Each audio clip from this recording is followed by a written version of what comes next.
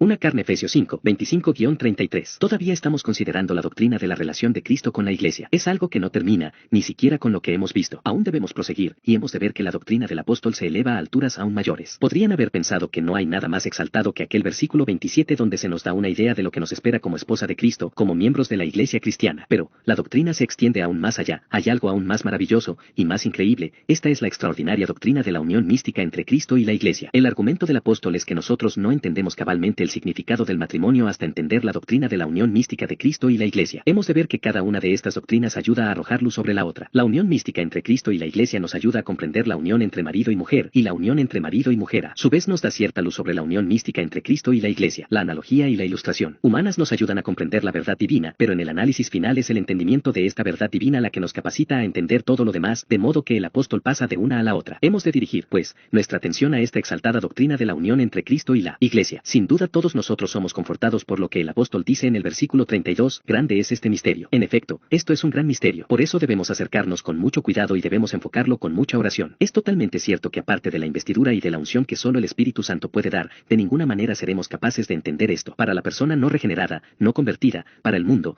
esto carece totalmente de sentido. Es precisamente lo que el mundo dice al respecto. Incluso para el cristiano, es un gran misterio, pero, gracias a Dios, el uso del término misterio en el Nuevo Testamento nunca tiene la connotación de algo que no puede ser entendido de ninguna manera. Misterio significa algo que la mente humana sin ninguna ayuda no puede entender. No importa cuán grande sea la capacidad de esa mente, la más grande de las mentes del mundo, el filósofo mayor, si no es una persona regenerada, no solo es nada más que un principiante, es menos que un bebé. En efecto, espiritualmente hablando, está muerto. No tiene absolutamente ningún entendimiento de un tema como este. Esta es una verdad espiritual y puede ser entendida solamente en forma espiritual. El mejor comentario para todo esto es, una vez más, lo que encontramos en 1 Corintios 2:6 hasta el final. Por lo tanto, no es de sorprenderse que un tema tan elevado como este, muchas veces haya sido mal entendido y mal entendido en forma muy drástica. Tómese por ejemplo la enseñanza de la Iglesia Católica Romana en este respecto. La palabra, que en la Reina Valera, revisión 1960, se traduce por misterio, la Iglesia Católica Romana la traduce por sacramento. Ellos leen, este es el gran sacramento, y partiendo de esta declaración es que ellos elaboran su doctrina del matrimonio como uno de los 7 sacramentos. Ellos hablan acerca de los 7 sacramentos, no solamente los 2 reconocidos por todos los evangélicos, es decir, el bautismo y la cena del Señor, y uno de ellos es el matrimonio. La supuesta prueba es el presente versículo. Esta es la clase de fundamento sobre el cual ellos introducen su concepto del matrimonio como un sacramento y que por ese motivo solo puede ser oficiado por un sacerdote. Esto es simplemente una ilustración de la forma en la que elevan el sacerdocio e introducen un elemento mágico en el cristianismo. Todo ha sido diseñado con ese propósito, pero ello demuestra cómo se pueden pervertir las escrituras, cómo se las puede dar un mal uso y cómo uno puede apropiarse de ellas por el interés de alguna teoría central que sirve como base de partida. Si comienza exaltando a su iglesia y al sacerdocio, debe defender su posición en todas las formas posibles, y eso es lo que ellos hacen. La extrema unción también es algo que solo puede ser administrado por un sacerdote,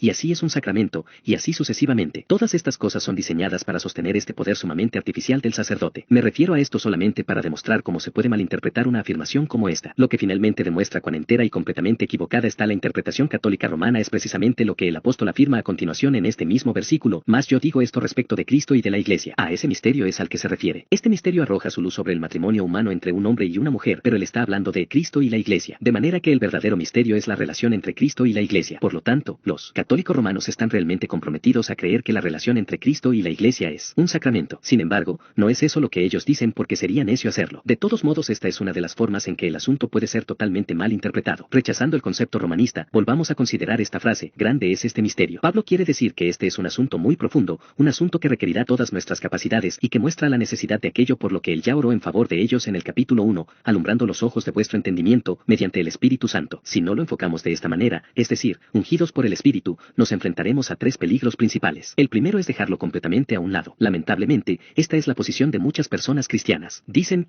este asunto es muy difícil, y por el hecho de ser difícil no intentan entenderlo, y se apresuran hacia la siguiente declaración, por cierto, no tenemos necesidad de detenernos en esa actitud. Es una actitud que nunca se puede defender, es algo que nunca se debe hacer. El solo hecho de haber dificultades en las escrituras no quiere decir que debamos pasarlas por alto. Están allí para nuestro estudio y para nuestra instrucción y por muy difíciles que puedan ser, debemos hacer todo lo posible para entenderlas y comprenderlas. Esa es una de las razones para la existencia de la Iglesia cristiana. Por eso el Señor ha constituido a algunos apóstoles, a otros profetas, a otros evangelistas, a otros pastores y maestros, y así sucesivamente. El propósito es instruirnos en estas cosas, el propósito es que podamos usarlas. No debemos decir, esto es demasiado difícil, y apresurarnos a pasar a otra cosa. Nunca comprenderá su propio matrimonio, si es casado, a menos que trate de entender esto. El apóstol escribió esto para ayudarle a entenderlo. El segundo peligro consiste en tratar el asunto de tal forma que le quitemos o reduzcamos su elemento de misterio. Muchas personas lo han hecho así, sí, inclusive comentaristas. Esas personas han tenido tanto temor de esta unión mística y esta enseñanza sobre ella, que la han reducido a un asunto de mera semejanza general, a una simple unidad de intereses, y así por el estilo. Pero esto es eliminar sencillamente el misterio del asunto. Ellos dicen, este es solo una hipérbole, este es un lenguaje altamente dramático que el apóstol utiliza. Pero eso no toma en cuenta que Pablo nos dice deliberadamente que se trata de un gran misterio. No debemos reducir el misterio, no debemos convertirlo en algo ordinario. Este es un peligro que nos sale al encuentro en muchos puntos de la vida cristiana y de la enseñanza cristiana. Es el peligro que nos confronta en conexión con nuestros dos sacramentos. En nuestro temor de decir demasiado, decimos demasiado poco. Debemos evitar ese peligro. El tercer peligro consiste en querer desarrollar todo esto en forma demasiado detallada. Convencidos de nuestra tarea de encarar el asunto y tratar de comprenderlo y de desarrollarlo, lo desarrollamos de tal manera que finalmente no dejamos nada del misterio. Obviamente esto también es un error porque el apóstol mismo dice, grande es este misterio. Eso no significa, repito,